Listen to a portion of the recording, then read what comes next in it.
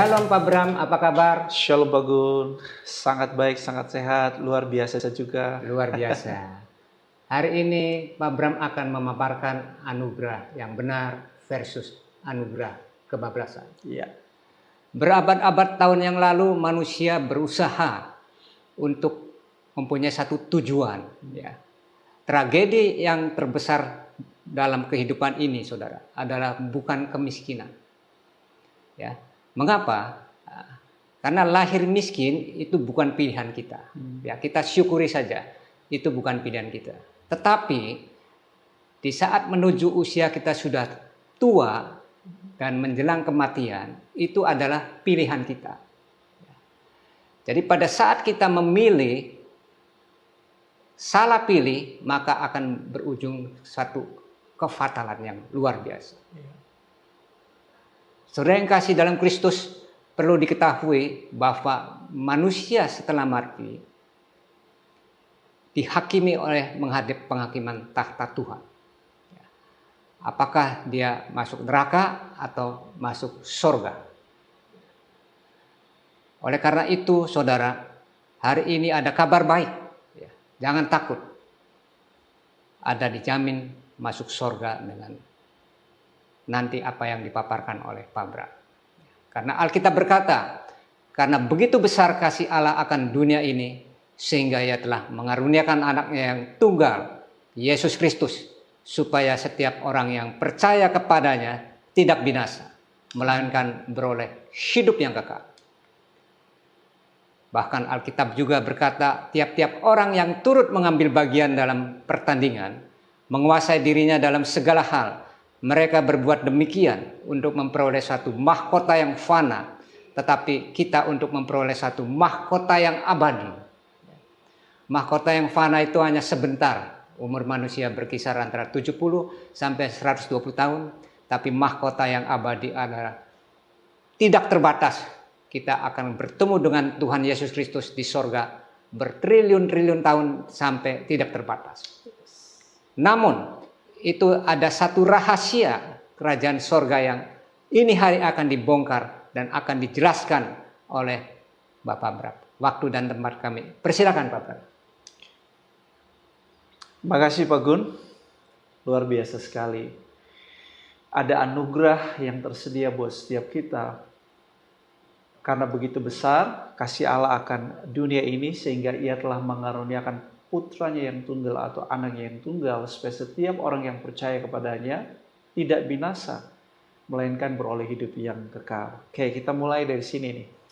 Kita perlu memahami mengenai betapa pentingnya kasih karunia dan selanjutnya bagaimana kita terus hidup berjalan dalam kasih karunia. Menerima kasih karunia, hidup dalam kasih karunia dan berjalan dalam kasih karunia itu adalah dasar dari kekristenan sejati. Ya, semuanya dimulai dari sini dan bertumbuh dari sini. Dimulai dari karya penebusan Yesus Kristus di atas kayu salib.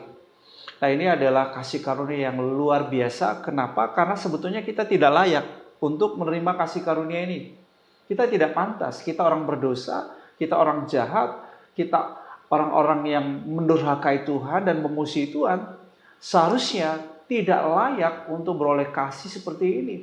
Tetapi seperti yang disinggung oleh Pak Gun tadi, karena begitu besar kasih Allah akan dunia ini, karena begitu besar kasih Allah akan saya dan saudara, Tuhan tidak mau satu pun kita binasa. Tuhan mau semua orang diselamatkan. Itulah sebabnya maka Bapa harus rela memberikan putra tunggalnya, anak satu-satunya untuk menebus dosa kita. Itu berarti Yesus harus mati menggantikan kita atau dihukum menggantikan kita. Yesus disalibkan menjadi yang terhukum, padahal Dia tidak layak untuk itu, Dia tidak pantas karena Dia adalah anak Allah yang hidup, yang telah menjadi manusia. Tetapi Dia menjadi seperti manusia berdosa untuk menggantikan posisi kita. Wow, ini kasih karunia yang amazing bukan? Roma 5 ayatnya yang ke-6, ayatnya ke-8, ayatnya yang ke-10 berkata bahwa Yesus Kristus itu sudah memberikan nyawanya buat kita, yaitu pada waktu kita masih lemah, pada waktu kita masih berdosa, pada waktu kita masih memusuhi Tuhan, pada waktu kita masih mendurhakai Tuhan.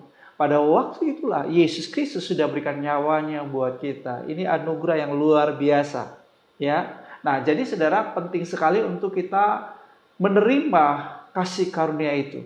Yesus sudah kerjakan itu. Yesus sudah sediakan itu karena dia berkata sudah selesai, semuanya sudah dikerjakan. Bagian kita adalah meresponi kasih karunia itu dengan iman. Efesus 2 ayat 8. Kamu diselamatkan karena kasih karunia oleh iman. Nah, kasih karunia adalah bagian yang dikerjakan Yesus. Iman adalah bagian dari pilihan kita.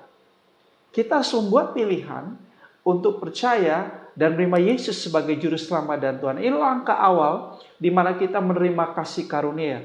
Nah, ketika kita menerima kasih karunia ini, kita selanjutnya harus hidup dalam kasih karunia, berjalan dalam kasih karunia, dan bertumbuh dalam kasih karunia. Karena ini adalah kunci untuk kita bisa mengalami pertumbuhan kepada kedewasaan di dalam Kristus. Oke. Apa sih ukuran kekristenan sejati? Ini pertanyaan penting, saudara. Sebab seringkali kita juga bingung. Ini Kristen bukan ya? Ya kan? Simbol yang dia gunakan Kristen. Aktif gereja.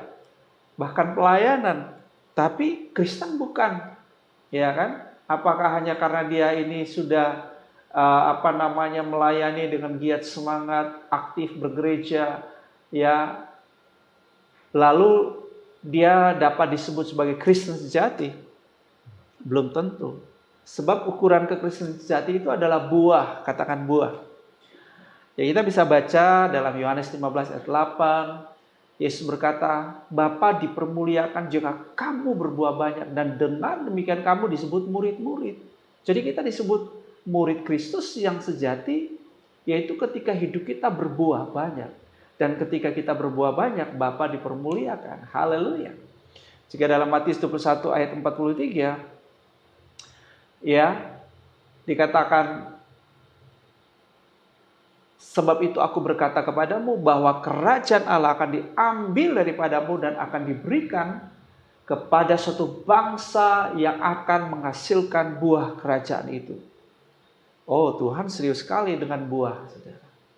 Jadi, ukuran dari kekristenan sejati itu adalah berapa banyak buah yang kita hasilkan. Paulus sangat tahu persis untuk apa dia hidup. Kalau dia masih diizinkan hidup di dunia, bukan hanya sekedar bekerja, cari duit, kekuasaan, popularitas yang menyenangkan dagingnya. Tetapi dengan jelas dan tegas dia berkata, kalau aku diberi kesempatan untuk hidup dan aku masih hidup hari ini, itu bagiku adalah bekerja memberi buah. Wow. Haleluya. Iya kan? Nah, ini yang sudah dikatakan tadi oleh Pak Gun di awal, saya suka sekali. Hidup ini pilihan. Saudara mesti ngambil tanggung jawab. Ya, soal neraka sorga itu pilihan. Yesus sudah menyediakan buat kita. Tapi kita mau nggak meresponi kasih karunia itu? Ini soal pilihan, kita nggak bisa maksa. Ini pilihan saudara. Iya kan? Dan saya yakin kalau Anda orang bijak, tentu Anda memilih yang terbaik, bukan? Iya kan? Anda memilih kehidupan, bukan kematian. Anda memilih berkat, bukan kutuk. Ya, nah. Oke, saya lanjutkan. Buah apa saja yang perlu kita hasilkan dari kekristenan kita? Ingat, kekristenan itu ukurannya bukan penampilan agamawinya, ya, perilaku agamawinya, ya, bahkan pelayanan-pelayanannya itu bukan ukurannya. Tetapi ukurannya saya sebut KPK, ya, mudah diingat. Sebutkan bersama saya, KPK. KPK. Oke. Ya, K-nya adalah karakter moral. Ini dasar sekali, saudara. Ini normatif. Ya, orang baik di dunia ini diukurnya sama apa sih? Diukur sama moral. Ya kan? Kita boleh saja baik dalam arti begini, suka nolong orang, suka bantu orang, ya. Tapi kalau moral kita buruk, kita mencuri, merampok, membunuh, ya. Nah, sebetulnya ini menampilkan sebuah kehidupan yang sangat tidak bermoral. Jadi moral itu dasar sekali. Semua orang baik pasti diukur dari moral yang pertama ya. Nah, oke, ini hal yang paling dasar. Kalau kita bilang kita Kristen, kalau dalam hal moral kita udah fail, kita udah gagal, kita udah rusak, maka sudah sangat sulit tentunya untuk kita bisa meyakinkan orang lain mengenai kekristenan kita. Buah yang kedua, saya sebut perbuatan baik. Buah yang kedua saya sebut perbuatan baik, pekerjaan baik. Ini adalah buah yang kedua, karakter moral. Kemudian buah yang kedua, pekerjaan baik, ya, atau perbuatan baik. Oke, kalau kita sudah punya moral yang baik, kita dapat melakukan pekerjaan baik, perbuatan baik. Ya, orang melakukan perbuatan baik itu belum tentu moralnya baik. Orang yang moralnya baik, maka dia bisa melakukan pekerjaan dan perbuatan baik. Nah, buah yang ketiga adalah kinerja, karya. Ya. Nah, ini kita mesti perlihatkan dari hidup kita sebagai anak-anak Tuhan. Contoh, kalau Anda karyawan, bagaimana atasanmu melihat buah dari hidupmu? Pasti yang diukur satu moral, udah pasti. Ya, yang kedua apa? Pekerjaan baik. Ya kan? Yang ketiga, yang dia ukur apa? Kinerjamu. Performance-mu yang dia ukur, betul nggak? Iya kan? Kalau kamu kinerjanya di bawah rata-rata, tidak produktif, merugikan perusahaan, ya itu bukan buah namanya. Kamu bakal di PHK, bakal dirumahkan. Apalagi situasi pandemi COVID-19, iya kan? Nah, ini buah yang harus kita hasilkan. Oke. Buah ini saya artikan sebagai apa sih buah ini secara keseluruhan. Secara keseluruhan buah itu saya sebut sebagai sikap perilaku kita. Sikap perilaku kita melalui moral kita, sikap perilaku kita melalui perbuatan baik, pekerjaan baik, sikap perilaku kita melalui kinerja karya-karya kita. Semuanya adalah sikap perilaku. Nah, ini yang saya sebut buah. Oke, di dalam kekristenan kita sering mendengar ini, saudara. Bahkan hampir semua agama bahasanya kepada umatnya, kepada jemaatnya, ya, pesan-pesan Tuhan yang bersifat moral, hal yang harus dilakukan atau tidak boleh dilakukan, seringkali yang digunakan adalah kata jangan membunuh. Jangan mencuri, jangan merampok. Kata jangan. Kamu harus begini, harus begitu. Hendaklah. Nah, ini kata-kata perintah. Yang sering kali kita dengar dari mimbar-mimbar gereja. Sering kali kita dengar dari khotbah para pendeta. Ya. Kita bisa baca itu dalam Efesus pasal 4 ayat 24 dan seterusnya. Efesus pasal 5, Efesus pasal 6. Itu penuh dengan jangan. Kamu harus ini, kamu harus itu. Nah, ini buah-buah yang memang harus kita hasilkan sebagai manusia baru. Sebagai orang-orang yang sudah menerima kasih karunia Tuhan, yang hidup dalam kasih karunia Tuhan, berjalan dalam kasih karunia Tuhan, bertumbuh dalam kasih karunia Tuhan. Ya, kita harus produce fruits from our life. Kita harus menghasilkan, memproduksi buah dari hidup kita. Tapi seringkali kita jadi frustrasi, karena kita gagal terus. Iya Pak ya?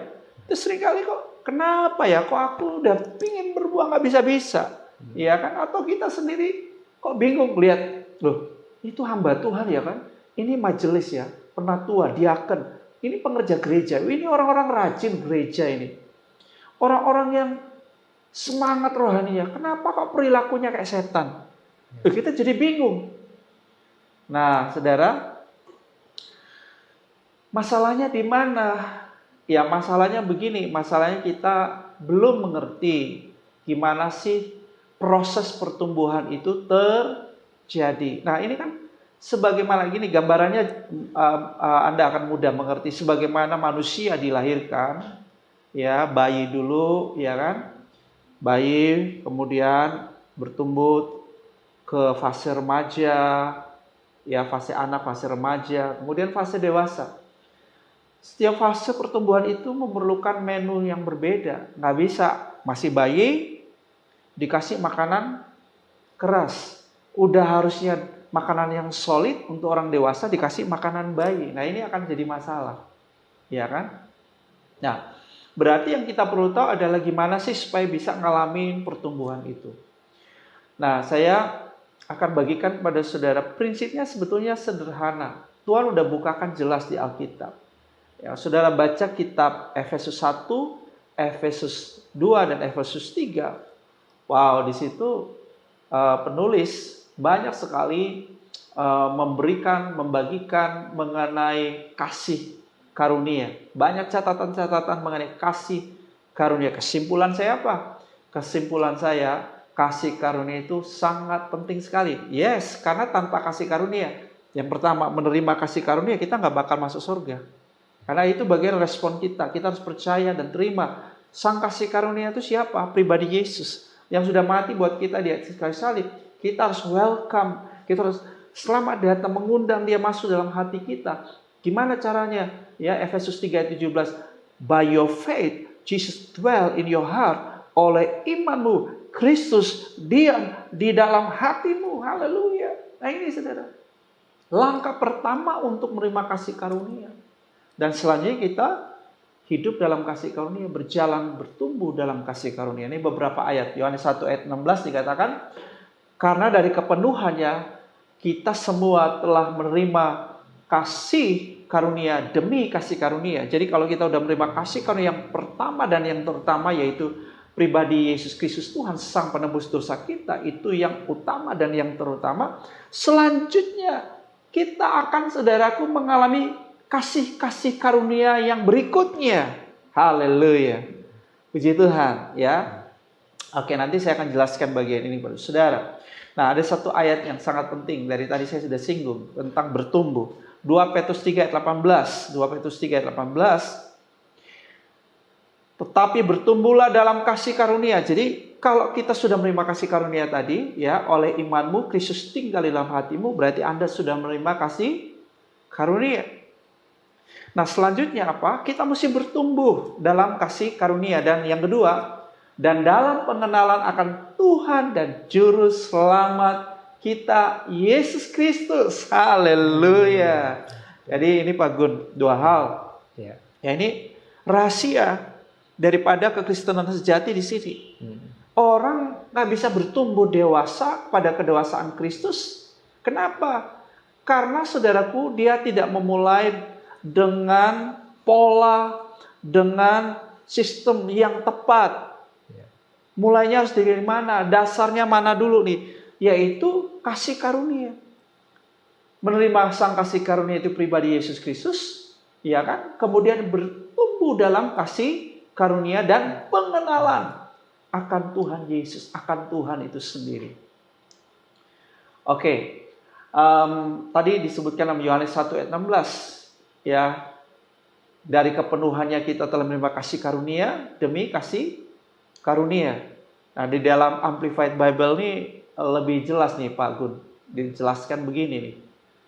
Ada 4 macam di sini ya, kalau kita bisa baca di sini dalam bahasa Inggrisnya. For out of His fullness, dari kepenuhannya kita semua sudah menerima. Ya, one grace after another, dari satu anugerah kepada anugerah yang berikutnya. Apa saja? Nah, ini dijelaskan anugerah berikutnya, ya, spiritual blessing, berkat-berkat rohani. Wow, dahsyat. Efesus 1 ayat 3 berkata begini, kita sudah menerima segala berkat rohani. Wow, berkat rohani di dalam sorga melalui Yesus Kristus. Dengarkan baik. Ketika kita menerima sang kasih karunia, Efesus 3:17, ketika sang kasih karunia pribadi Yesus sudah ada dalam hidup kita, saya beritahu, maka ketika sang kasih karunia itu hidup di dalam diri kita, maka di dalam hidup kita sudah ada semua spiritual blessing, semua berkat rohani. Kenapa? Dikatakan kita sudah dikaruniakan segala berkat rohani di dalam sorga. Berkat rohani di dalam sorga itu melalui siapa? Yesus Kristus. Jadi kalau Yesus Kristus sudah tinggal hidup di dalam diri kita, it means, itu berarti di dalam hidup kita, di dalam diri kita sudah ada semua berkat rohani, Pak Gun. Yeah. Wow. Luar biasa ya. Jadi satu paket ya. Satu paket. Luar biasa ini. Nah, nggak berhenti di situ. Ada yang kedua, favor. Favornya apa? Perkenanan Tuhan. Favornya apa? Gini, favor tuh kemurahan hati. Tuhan berkenan atas hidup seseorang dan dia begitu bermurah hati atas hidup seseorang. Lalu sepertinya dia begitu mengistimewakan seseorang. Contohnya siapa? Yusuf. Yusuf dikatakan dia disertai Tuhan. Dan dia disertai oleh favor of God. Dan Potifar suka sama dia. Ishak dikatakan begini di Kejadian pasal 26 ayat yang ke-12. Dia menabur. Dia menuai 100 kali lipat karena apa? Dia diberkati Tuhan dalam teks bahasa Indonesianya. Tapi dalam Amplified Bible-nya ditambahkan begini. Tuhan memberkati dia karena favor of God. Karena ada perkenanan Tuhan yang mengistimewakan Ishak. Wow. Excellent ya. Luar biasa ya. Kita bergairah ya. Ternyata saudara kekristenan itu sangat bergairah banget. Luar biasa. Oke. Yang ketiga. Gift.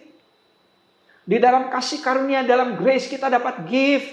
Kita dapat pemberian-pemberian, karunia-karunia yang lain. Ada karunia-karunia rohani yang berlimpah-limpah bagi kita. Minimal satu lah, minimal setiap kita dapat satu. Untuk apa? Supaya kita bisa berfungsi, mengerjakan pekerjaan Tuhan. Bisa melakukan tugas yang dari Tuhan. Dan bisa mission accomplished, bisa menjalankan misi kerajaan Allah dengan baik. Haleluya. Nah ini penting. Kita menerima kasih karunia. Dari atas dasar ini kita bertumbuh. Ya, sebab itu kita perlu memahami apa itu kasih karunia. Iya kan? Apa itu kasih karunia? Kasih karunia yang pertama, dan saya sebut selalu yang terutama, dan yang pertama, dan yang terutama. Bicara mengenai kasih Allah Bapa melalui Yesus Kristus kepada kita. Kasih yang tidak layak untuk kita terima. Kita tidak pantas untuk terima kasih itu. Kenapa? Karena kita harus dihukum. Kita yang seharusnya disalibkan. Bukan Yesus. Tetapi Yesus telah menggantikan posisi kita. Terjadi pertukaran. Inilah kasih karunia yang sebenarnya. Haleluya. Kasih karunia yang tak bersyarat. Maksudnya apa tak bersyarat? Maksudnya begini saudara. Tuhan Yesus itu mau mati karena kasihnya buat kita. Dia mau selamatin semua kita. Bukan karena kita jadi orang baik dulu baru dia mau mati buat kita. Bukan karena kita udah jadi orang-orang yang tertarik berminat kepada Tuhan Yesus. Hal-hal rohani, rajin ke gereja, pelayanan. Ada syaratnya begitu dulu baru Yesus mati buat kita. Itu bukan kasih karunia namanya saudara-saudara ya. Jadi kasih karunia ini apa saudara? Kita tuh gak layak, kita harus dihukum. Tapi kita dibebaskan. Di dalam Roma pasal 59 dikatakan, kita dibenarkan oleh darahnya. Saudara tahu ke arti kata dibenarkan ini saudaraku? Ya, kata dibenarkan ini bukan berarti sekedar dianggap orang benar. Bukan. Kata dibenarkan itu artinya saudara dan saya dianggap tidak pernah berbuat salah. Kita nih saudaraku diposisikan seperti manusia yang belum pernah jatuh dalam dosa, saudara. Wow, keren banget. Inilah kasih karunia. Kalau saudara ngerti hal ini, saudara hidupmu bergairah. Soal ngerti hal ini, caramu memuji Tuhan beda. Saudara. Caramu menyembah Tuhan itu beda. Caramu berdoa, caramu melayani itu beda. If you understand about grace, kalau saudara tuh ngerti tentang anugerah. Ya. Nah, kasih karunia yang berikut apa artinya saudara? Kemampuan untuk melakukan kehendaknya. Jujur. Perintah-perintah Tuhan itu mudah gak dilakukan? Pak Gun, mudah gak? Sulit toh? Ya. Kalau dengan kekuatan kita gak bakal bisa Pak. Kita bakal frustrasi Pak. Iya kan? Nah disinilah saudara. Kita perlu sekali bergantung pada kasih karunia. I need you Lord. Nah, kita perlu Tuhan in all aspect of our life. Dalam segala aspek kehidupan kita. Iya kan? Kita sangat memerlukan Tuhan. Kalau kita pakai kekuatan kita, we will fail, kita akan gagal. Kita pakai cara kita bakal gagal. Kita perlu bergantung pada anugerah Tuhan. Yes. Amen. Nah, oke, saudara-saudara, apalagi karunia-karunia, kan dikatakan ada favor of God, ada spiritual blessing, ada favor of God, ada gift. Haleluya. Dahsyat. Saudara-saudara, setiap kita tuh ada panggilan khususnya. Ya kan, kayak saya nih panggilan khususnya ini Pak. Saya sebut Eagles Fly in Indonesia to the nations. Eagles itu adalah empowering ambassador of God in leadership to be excellent in societies. Melengkapi, memberdayakan duta-dutanya Allah ya di dalam kepemimpinan untuk menjadi unggul dalam masyarakat. Ya, yang saya lengkapi apa? 3 segmen jemaat Tuhan, yaitu yang pertama F-nya keluarga, L-nya leaders, Y-nya youth di Indonesia dan di bangsa-bangsa. Jadi puji Tuhan melalui lembaga pelayanan saya X University International Ministry, puji Tuhan saya sudah melengkapi ribuan dari para pemimpin dengan program-program X di berbagai negara di dunia ini. Luar biasa, bahkan hari-hari ini lagi memberikan coaching kelas lebih banyak melalui online kepada para pemimpin dari berbagai negara. Nah, ini adalah kasih karunia Tuhan buat saya secara khusus. Tapi kepada Pak Gun berbeda. Ya kan? Apa yang Pak Gun dapat dari Tuhan itu saya nggak punya. Amin. Jadi kita nggak perlu iri-irian sebetulnya. Nggak perlu cemburuan. Nggak perlu. Masing-masing kita tuh sudah dapat ukuran pemberian Kristus. Ukuran kasih karunia udah beda-beda. Jadi saudara, yang perlu kita lakukan, fokus aja sama apa yang udah Tuhan percayakan buat kita. Ya kan? Nah, jadi ini saya sebut kasih karunia kepada panggilan. Saya sebut kasih karunia panggilan Tuhan. Setiap kita ada tugas tanggung jawab khusus dari Tuhan. Ya. Dan juga apa? Karunia-karunia. Tuhan berikan pada kita karunia masing-masing berbeda-beda. Jawatan pelayanan yang berbeda-beda. Ya kan? Ada yang karunia untuk bernubuatlah. Sebagai nabi harus melakukan fungsi kenabian. Sebagai gembala, lakukan sebagai fungsinya gembala. Kalau saudara jawatannya adalah penginjil, tapi kemudian hanya di dalam rumah maunya gembalakan saja, nggak mau kemana-mana, nggak beritakan Injil, wah itu bukan penginjil. Iya kan? Kalau jawatan penginjil, wah nggak tahan kalau nggak lihat jiwa-jiwa diselamatkan. Kerjaannya tiap hari cari jiwa, menangin jiwa. Nah ini ciri penginjil. Iya kan? Nah kita nggak perlu iri. Ada orang memang yang begitu. Teman saya Vincent Juang, wah rasanya tiada hari tanpa penginjilan. Saya juga menangkan banyak jiwa. Ribuan sudah saya menangkan. Karena saya menginjil itu dari saya masih SMP. Saya lahir baru usia 13 tahun, mulai jadi pengkhotbah usia 14 tahun, dan kerjaan saya tiap hari itu beritakan Injil. Teman-teman sekolah tuh tiap hari tuh dengar Injil dari saya. Sampai hari ini saya masih suka beritakan Injil. Tapi saya nggak merasa bahwa saya ini jawatannya penginjil. Iya kan? Nah, tetapi teman saya ini Vincent Juang memang betul jawatannya penginjil. Mau ngomong apa aja jiwa-jiwa gitu. Nah, ini contohnya. Oke. Jadi ketika kita memahami hal ini mengenai apa itu kasih karunia, maka saudara-saudara kita punya satu keyakinan iman. Bukan kuat dan gagahku, melainkan karena apa? Roh Tuhan. Tuhan yang memampukan aku. Paulus berkata, aku juga bekerja keras. Aku sudah dapat kasih karunia, tapi aku nggak mau sia-siakan kasih karunia. Aku bekerja keras, tapi bukan aku lagi, melainkan kasih karunia yang memampukan aku. Nah ini poinnya saudara-saudara. Jadi gini Pak Gun, bagian kita tuh responi Tuhan mau kita apa, Tuhan mau kita kerjakan apa, Tuhan nugasin apa, bilang aja, siap Tuhan, gitu. Kita nggak mampu, Tuhan suruh, waduh Tuhan ini kebesaran, nggak mungkin, impossible. Tapi Tuhan hanya nunggu, lu mau nggak? Yeah.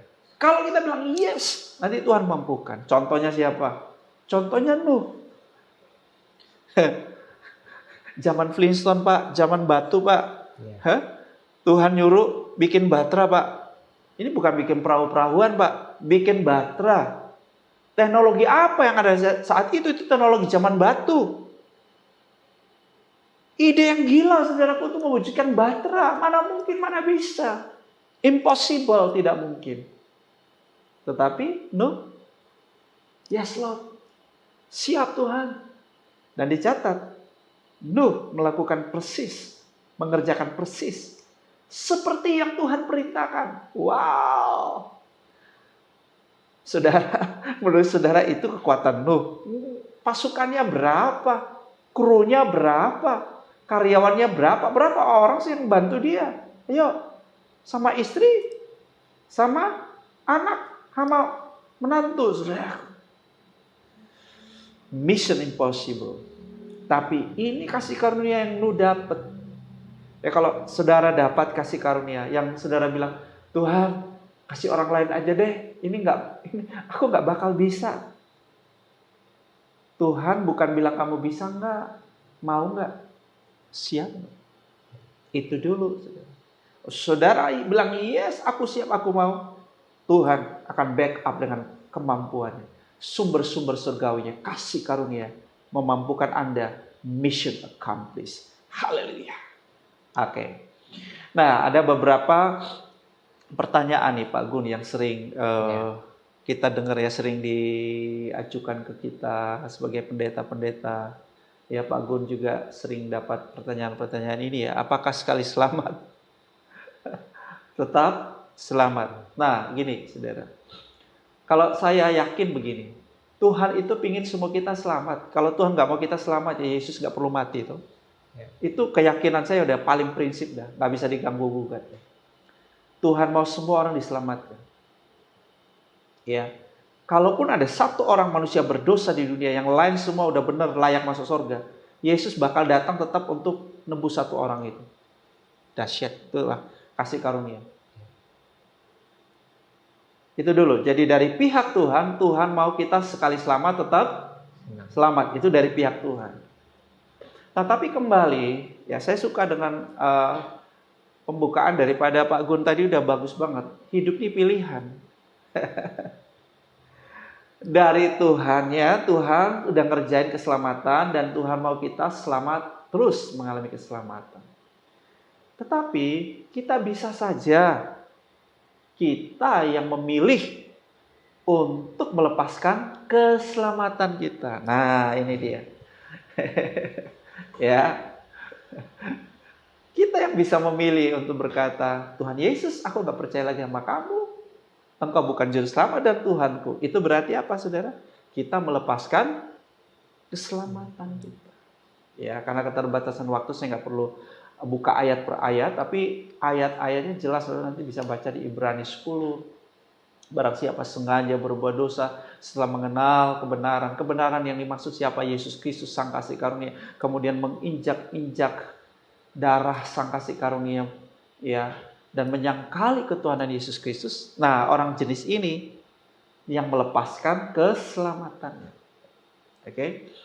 Nah, ada memang pemahaman-pemahaman yang keliru Pak Gun bahwa ya karena kita ini sudah diselamatkan, boleh dong kita buat dosa sesuka-suka. Justru menurut saya ini ciri orang belum selamat. Sebab justru kalau orang udah selamat, yang ada di dalam dirinya roh takut akan Tuhan. Yang ada dalam dirinya adalah Tuhan, gue pingin nyenangin Tuhan dong. Gue pingin deket sama Tuhan. Iya kan? Gue pingin lebih mengasihi Tuhan. Menyenangkanmu. Iya kan? Senangkanmu. Hanya itu kerinduanku. Nah gitu dong. Tapi kalau bilang dia sudah selamat, tapi kecenderungan hatinya, hidupnya, hidup sembrono, sembarangan, bukannya ingin bertobat beneran, tapi ya justru tambah jahat, tambah duniawi, karena alasannya, gua kan udah selamat. Saudara punya pemikiran itu, hari ini saudara, Tuhan mengubah cara berpikir. Justru karena saudara sudah selamat, Filipi berkata apa? Tetaplah kerjakan keselamatanmu dengan takut dan gentar. Nah ini bukti keselamatanmu. Saudara bilang selamat, tapi kok saudara nggak takut sama Tuhan? Hidup suka-sukamu. ya itu belum selamat. Tapi apakah berarti saya sempurna dulu baru selamat? Oh, bukan itu, saudara-saudara. Keselamatan Yesus sudah kerjakan. Ya kan? Kita ini takut akan Tuhan, dengar baik ya. Mengasihi Tuhan, melayani Tuhan bukan supaya masuk surga, bukan. Ini pemikiran yang seringkali keliru, Pak. Ya. Ayo dong, rajin gereja, taat sama firman, takut Tuhan, rajin perpuluhan, ya, pelayanan lo supaya masuk surga. Salah, itu paradigma agamawi. Kekristenan tuh beda. Kekristenan tuh begini, kita manusia nggak bisa selamatin diri kita sendiri. Jelas kok, Efesus pasal 2 ayat 8-9. Ini kamu selamat tuh bukan karena pekerjaanmu, bukan karena perbuatanmu, nggak bakal bisa. Itu semata-mata karena kasih karunia. Jadi ngapain gua harus taat takut akan Tuhan, melayani, memberi, murah hati, ngampunin dosa orang? Begini saudara, justru kita lakukan itu karena kita ini sudah selamat. Nah ini bedanya. Beda. Gini, di setiap negara kerajaan itu kan ada aturan yang harus kita ikuti. Ada undang-undang yang berlaku buat semua warga kerajaan atau warga negaranya. Betul ya Pak Gun? Betul. Kalau ada warga kerajaannya yang melanggar undang-undang tersebut atau rules peraturan tersebut, bakal dihukum. Nah kalau sekarang saya di Indonesia mengikuti rulesnya Indonesia, undang-undang yang berlaku di Indonesia, itu bukan supaya saya jadi warga negara Indonesia, bukan Pak Gun. Tapi karena saya apa? Karena saya warga negara Indonesia. Jelas? Nah ini. Jadi ketika kita percaya, terima Yesus sebagai selamat, bertobat dan kita udah berbalik sama Tuhan. Ketika kita percaya, bertobat dan berbalik kepada Yesus, maka di saat itu dikatakan begini, saudara. Kita sudah dipindahkan dari kegelapan kepada terangnya yang ajaib. Amen. Iya kan? Kita, saudara, sudah menjadi warga kerajaan surga. Nah, iya kan? Sebagai warga kerajaan surga, maka saudara, kita ini wajib hukumnya untuk menjalani cara-cara hidup kerajaan Allah. Jadi kita menjalani cara hidup kerajaan Allah bukan nanti supaya masuk kerajaan Allah, tapi karena kita sudah warga kerajaan surga.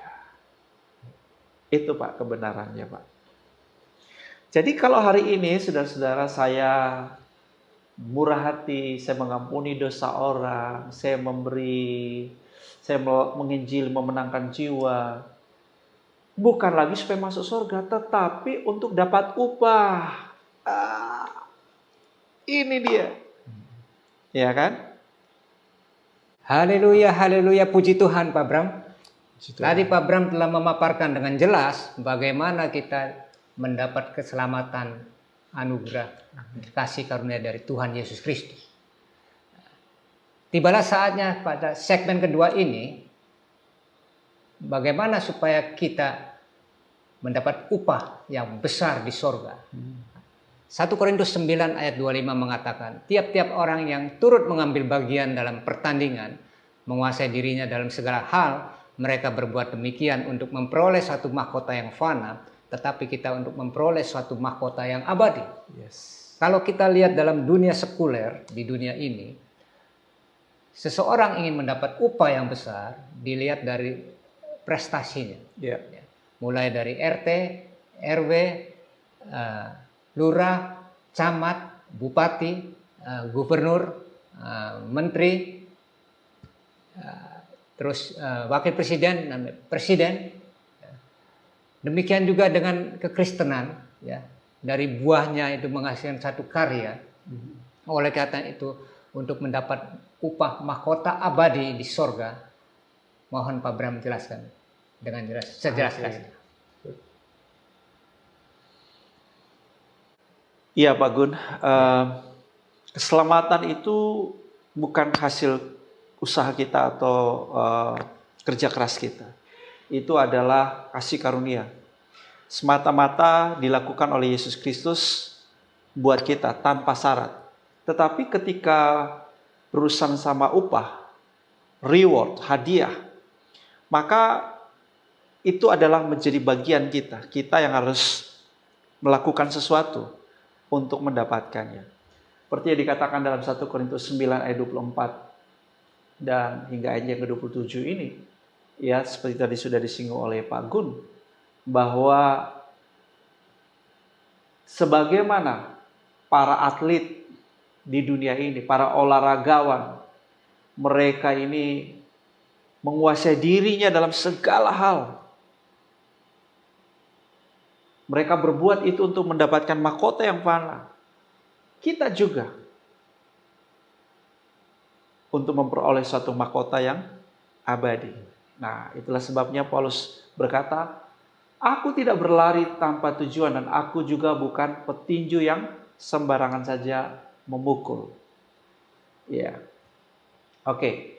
Nanti saya akan jelaskan bagian itu lebih detail.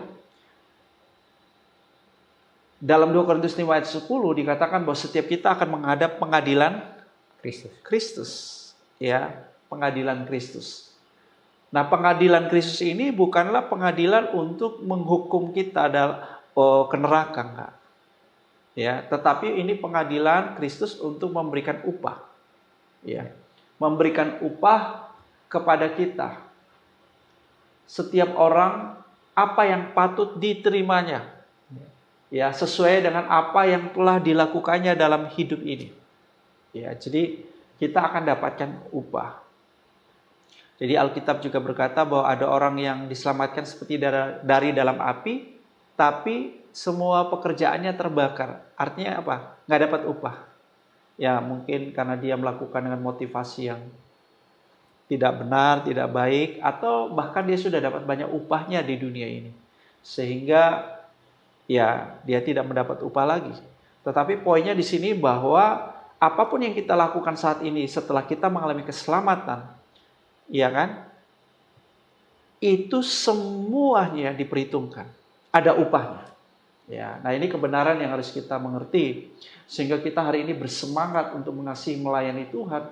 Ya bukan lagi supaya kita selamat karena kita sudah beroleh keselamatan, tetapi untuk mendapatkan upah. Nah, Paulus menyebutnya sebagai mahkota abadi itu. Paulus menjelaskan kepada kita begini, ini saya ambil dari Amplified Bible, ya kan? Dia katakan bahwa dia ini memperlakukan dirinya sedemikian rupa, tubuhnya sedemikian rupa, ya. Di sini dijelaskan bahwa cara dia melatih tubuhnya itu seperti orang yang memperlakukan dirinya dengan kasar, ya kan? Orang yang rela untuk merasa sakit karena disiplin itu.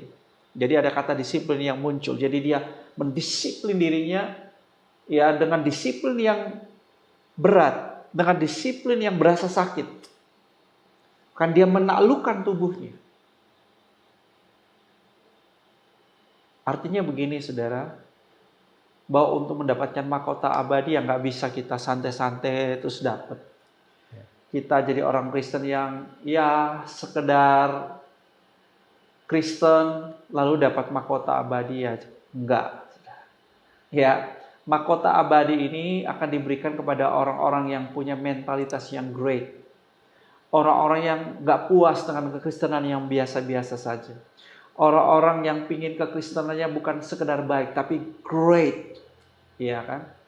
Orang-orang yang betul-betul mau menjalani kehendak Tuhan, melakukan tugas dan tanggung jawab yang Tuhan berikan dengan sebaik-baiknya. Orang-orang ini yang pantas untuk mendapatkan mahkota abadi, ya. Nah, ada beberapa jenis mahkota abadi, Pak Gun. Ya. Yang pertama saya catat di sini adalah mahkota kehidupan. Ya, mahkota kehidupan bisa juga disebut mahkota kesetiaan. Di dalam Yakobus 1 ayat 12 dikatakan, orang yang bertahan dalam pencobaan, yang tahan uji, dia akan menerima mahkota kehidupan yang dijanjikan Allah kepada orang yang mengasihi dia. Jadi mahkota kehidupan atau juga mahkota kesetiaan ini diberikan kepada apa? Orang yang bertahan dalam pencobaan, orang yang tahan uji, ya, orang yang mengasihi dia. Jadi kalau kita ini mengasihi dia sungguh-sungguh, kita ini bertahan dalam pencobaan, ya, bertahan ketika ada ujian-ujian, maka upah yang kita dapat adalah mahkota kehidupan, mahkota kesetiaan. Yang kedua adalah mahkota sukacita atau juga mahkota kemegahan. 1 Tesalonika 2 ayat 19-20. Sebab siapakah pengharapan kami atas sukacita kami atau mahkota kemegahan kami di hadapan Yesus Tuhan kita pada waktu kedatangannya, kalau bukan kamu? Sungguh kamulah kemuliaan kami dan sukacita bagi kami. Nah, ini mahkota akan diberikan kepada siapa? Yaitu kepada orang-orang yang memenangkan jiwa. Ya, yang memenangkan jiwa, yang melakukan juga penanaman gereja. Jadi bukan sekedar memenangkan lepas, tapi memenangkan kemudian ditumbuhkan melalui sebuah jemaat. Pemuridan. Ya, ini akan dapat mahkota sukacita, mahkota kemegahan. Lalu yang ketiga adalah mahkota kebenaran. 2 Timotius 4 ayat 5. Tetapi sabarlah menderita. Lakukanlah pekerjaan pemberitaan Injil dan tunaikanlah tugas pelayananmu. Sekarang telah tersedia bagiku mahkota kebenaran yang akan dikaruniakan kepadaku untuk Tuhan, Hakim yang adil pada harinya, tetapi bukan hanya padaku melainkan juga kepada semua orang yang merindukan kedatangannya. Mahkota yang keempat ini diberikan kepada apa? Ya, orang-orang yang sabar menderita karena pekerjaan pelayanan, pekerjaan Tuhan, karena pekerjaan pemberitaan Injil. Ya kan? Orang-orang yang menderita karena tugas-tugas pelayanan. Ini akan dapat mahkota kebenaran. Ya. Dan orang-orang yang merindukan kedatangan Yesus, itu akan dapat mahkota kebenaran. Mahkota yang keempat, 2 Petrus 5 ayat 2 sampai 4. Gembalakanlah kawanan domba Allah yang ada padamu. Jangan karena kamu mau mencari keuntungan. Janganlah kamu berbuat seolah-olah kamu mau memerintah atas mereka yang dipercayakan kepadamu. Tetapi hendaklah kamu menjadi teladan bagi kawanan domba itu. Maka kamu, apabila Gembala Agung datang, kamu akan menerima mahkota kemuliaan yang tidak dapat layu. Mahkota ini dikhususkan bagi mereka yang menggembalakan jiwa-jiwa. Ya, menggembalakan jiwa-jiwa dengan kesetiaan, keteladanan hidup mereka, dan mereka yang memuridkan jiwa-jiwa atau menumbuhkan jiwa-jiwa itu. Ya, mereka bakal dapat mahkota kemuliaan. Haleluya, puji Tuhan. Dan mahkota yang terakhir, ya, yang saya catat di sini mahkota yang kelima adalah mahkota pemenang. Mahkota pemenang bagi pemenang tentunya, ya. Wahyu 3 ayat 11. Peganglah apa yang ada padamu supaya tidak ada seorang pun yang mengambil mahkotamu. Barang siapa menang, dia akan kujadikan seterusnya. Oke, jadi mahkota kemenangan. Puji Tuhan. Kesimpulannya apa, saudara? Kesimpulannya, kekristenan itu amazing. Yes. Karena kekristenan ini bukan hanya soal keselamatan masuk surga, Pak Gun. Yeah. Kekristenan ini ternyata, saudaraku, udah selamat masuk surga, ada upahnya lagi. Wih, dahsyat. Kalau bagi saya nih, Pak Gun, selamat masuk surga saja itu sudah cukup, sudah.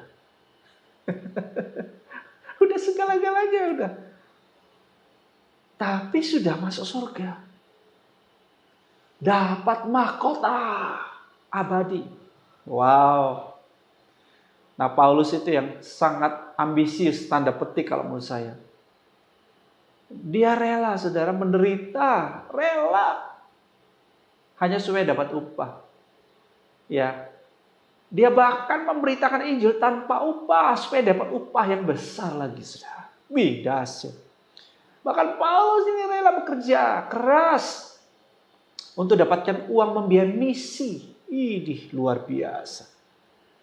Wow, luar biasa, saudara. Dia lakukan itu bukan supaya masuk surga, bukan.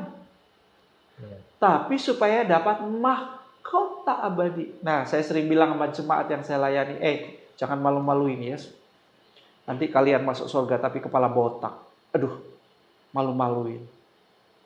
Sebab di surga itu ada tingkatan kemuliaan. Ya, di surga ada tingkatan kemuliaan. Gambarannya kurang lebih sama kayak kerajaan di dunia ini, pemerintahan di dunia ini, ada rakyat biasa, ada rakyat yang punya posisi lebih bagus dan lain sebagainya. Kurang lebih di surga menurut saya begitu.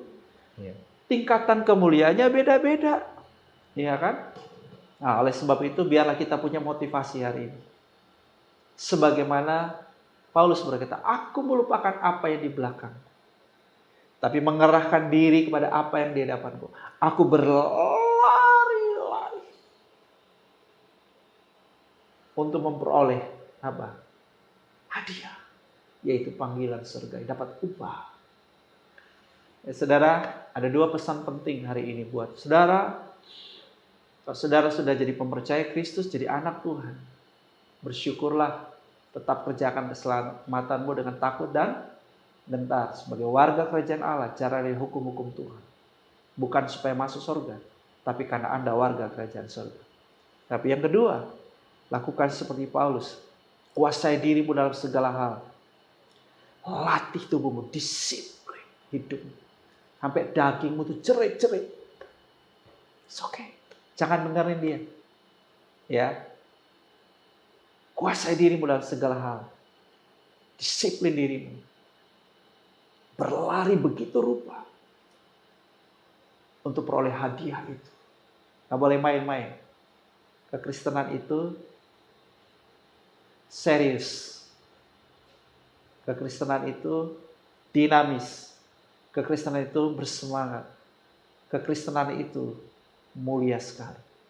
Selalu itu pastikan Anda mulai hari ini menerima sang kasih karunia, hidup dan berjalan dan terus bertumbuh dalam kasih karunia dan pengenalan akan Yesus Kristus Tuhan.